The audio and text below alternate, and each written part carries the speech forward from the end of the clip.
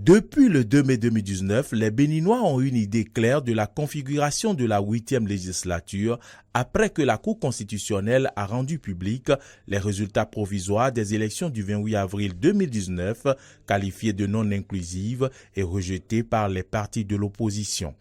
Pour Marcel Zoumenou, le taux de renouvellement de la 8e législature est faible. Au total, on a eu 46 députés qui sont revenus. Ça fait un taux de renouvellement de 30,12%, je l'ai calculé tout à l'heure, un taux de renouvellement très faible. Cette observation s'explique selon Zoumenou par deux raisons. Le processus lui-même n'a pas permis à beaucoup de partis de compétir. Ça, c'est la première raison. La deuxième raison, c'est que le chef d'État qui a réussi à imposer ces deux blocs et qui sûrement a fait les positionnements, a voulu un peu récompenser ceux qui, lors de la dernière législature, l'ont aidé à voter beaucoup de lois qui sont aujourd'hui discriminées. La 8e législature ne compte que 6 femmes députées, soit un pourcentage de 7,22%, un taux plus bas que celui de la 7e.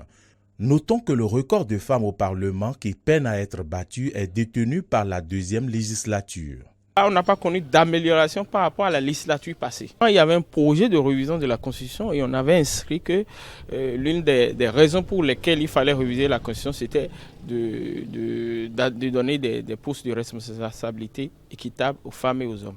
Et on a été surpris de voir que sur les listes chapeautées par le chef d'État, c'est le nombre de femmes qui sont retrouvées n'atteint pas au total, même avec les suppléants, une vingtaine. Je trouve que par rapport à une population majoritairement, je crois on parle de 50 ou 52% de femmes, ce taux est faible. Contrairement au faible taux de femmes, la 8e législature enregistre une percée non négligeable des jeunes.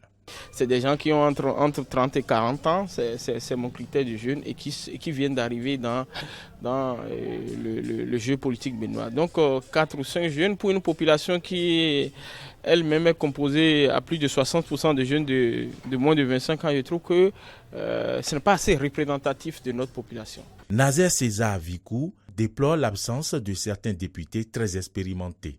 Mathurin Kofi Nango, Idi Kolawole, c'est des gens qui, vu leur âge, leur sagesse, leur âge sur le point de là, ils peuvent continuer à nous apporter beaucoup de choses. On a beaucoup d'anciens députés qui sont revenus et des députés sur lesquels les populations avaient des griefs profonds sont revenus. Et c'est là que je dis qu'il y a un petit regret dans le renouvellement de la classe politique.